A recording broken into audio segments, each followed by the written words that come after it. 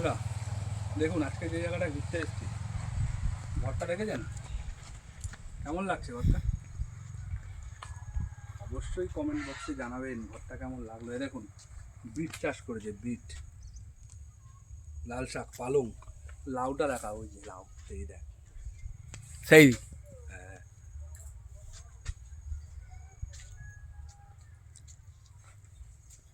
Tomato হয়েছে লতানো গাছে। বাহ কত সুন্দর মাটির বাড়ি আছে, ব্যাস খুব সুন্দর। এখানে পুকুর ঘাটও আছে, দেখা পুকুর ঘাটটা।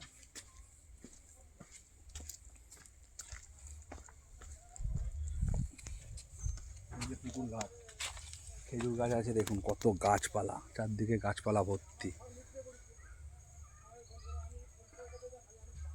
গ্রামীণ পরিবেশ আপনাদের কেমন লাগলো অবশ্যই কমেন্ট করে জানাবেন।